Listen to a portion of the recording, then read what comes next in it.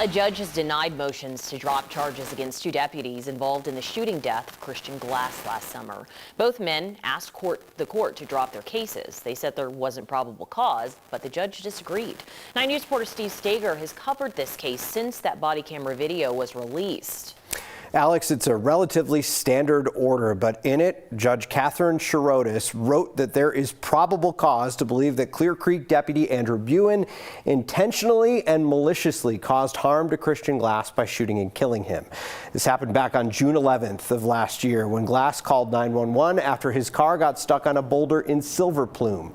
Throughout that 70-minute call, Buin aggressively tries to get Glass to exit his car.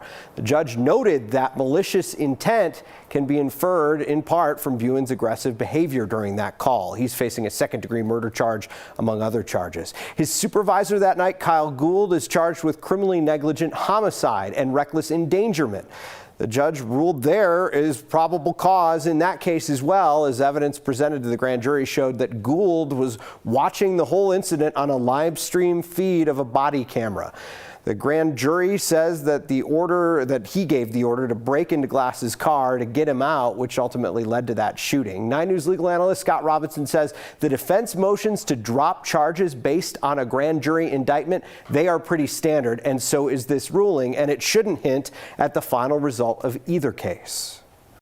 Assessing the likely verdict on simply an indictment and even the grand jury transcripts is not very accurate, because it's entirely one-sided. There are no pesky defense lawyers asking difficult questions of the witnesses. There's no one providing affirmative defenses, such as the right to use force to effect an arrest. Christian's family released a statement through their attorney today saying that they are pleased the case is moving forward, and they renewed their call for the DA in Clear Creek County to pursue charges against the other officers on scene that night who didn't intervene to stop this shooting. Buin and Gould due back in court on Monday. Steve, I remember when you first showed us this video, and it was pretty graphic, pretty lengthy. I mean, damning video. It's interesting. I guess the defense lawyers have to try, but to think that they were just going to get these charges thrown out seemed like a long shot. By the way, we have all that video on 9news.com. We aren't showing it because you said it is graphic, but if you want to watch it, it is in stories on 9news.com. All right, Steve's on top of this one. Thank you.